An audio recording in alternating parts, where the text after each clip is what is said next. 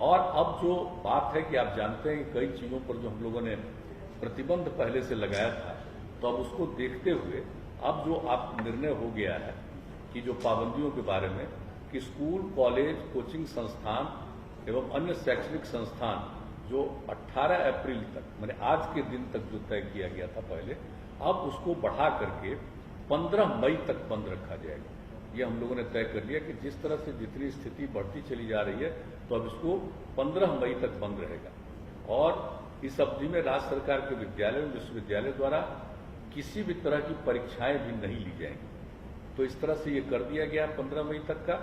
फिर सभी cinema hall, mall, club, gym, park एवं उद्यान को पूरी तरह से बंद कर दिया जाएगा। उसमें लोगों का आना जाना नहीं हो, ये सब बात अब यह तय कर दिया गया है। और इसको अभी हम लोगों ने बंद करने का जो निर्णय लिया, ये सब 15 मई तक के लिए अभी का फैसला है।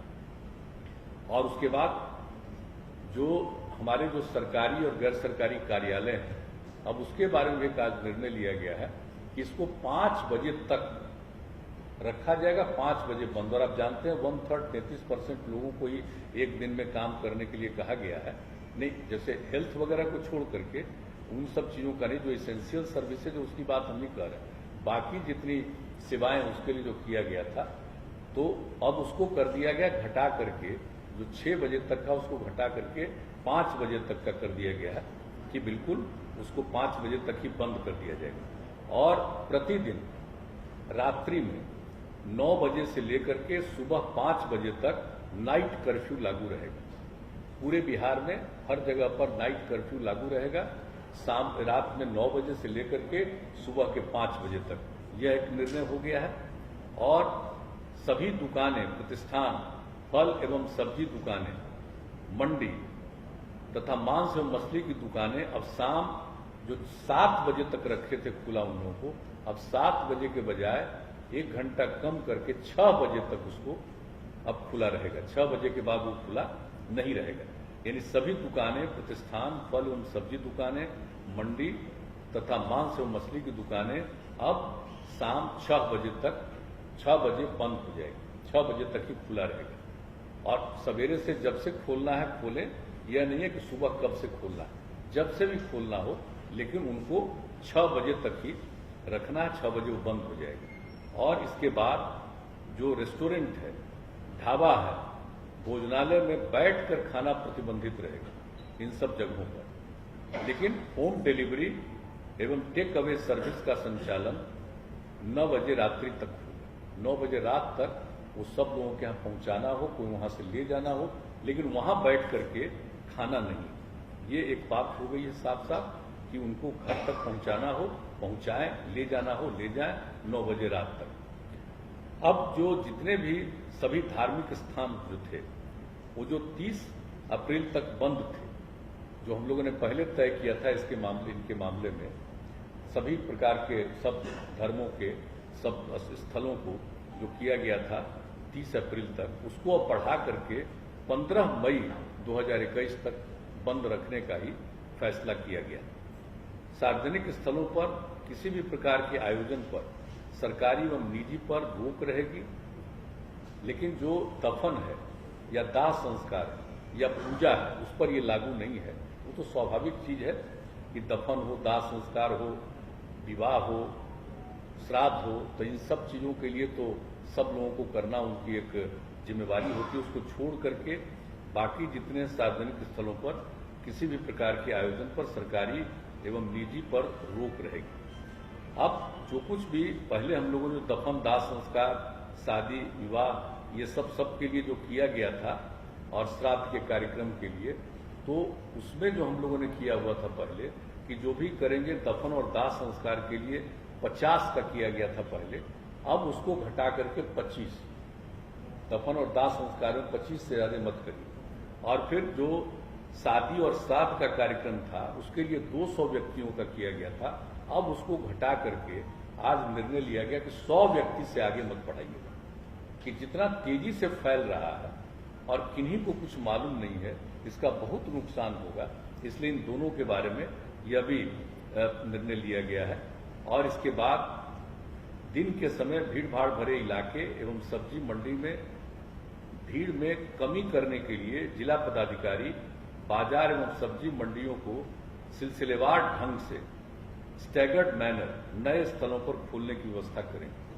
वहां पर नहीं जहां है बहुत भीड़ भाड़ होती है, अलग जगह पर उनको सुनिश्चित कराएंगे कि आप यहां पर खोलिए, यहां पर रहिए। एक ये भी व्यवस्था करने का किया गया। और जिला प्रशासन द्वारा आवश्यकतानुसार नगर क्षेत्रों एवं प्रखंड मुख्यालयों में धारा 144 का प्रयोग कर अनावश्यक भीड़ को नियंत्रित करने हेतु नियमानुसार वो कार्रवाई करेंगे। यानी एकदम बिल्कुल 144 लागू करने के लिए हर जिला प्रशासन को अधिकार दे दिया गया है कि आवश्यकतानुसार जहां कहीं भी हो वो अपना 144 की धारा लगाएंगे।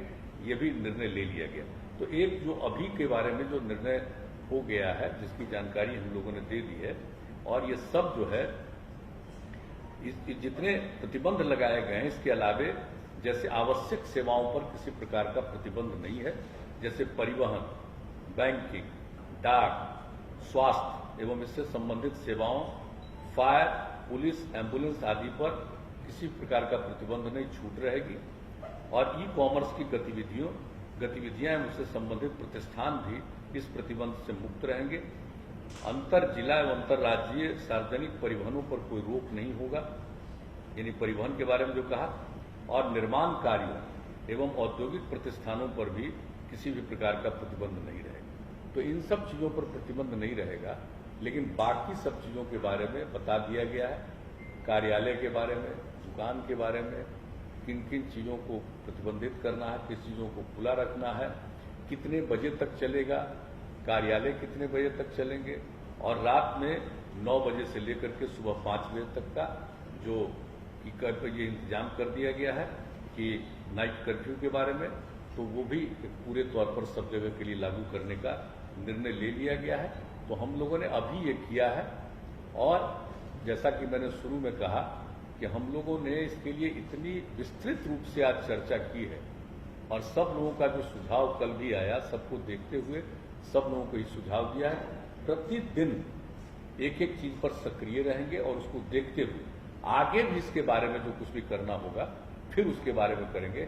आज जितनी बातें हुई है, आज उसके बारे में यह सब निर्णय लिया गया है। लेकिन मैं पुनः दोहरा कर इस बात का कह देता हूं कि लोगों के जांच के लिए, जो वैक्सीनेशन के लिए, इलाज के लिए, ये पूरे तौर पर अधिक से अधिक और किसी भी प्रकार का दवा का या ऑक्सीजन का कोई दिक्कत नहीं आएगी।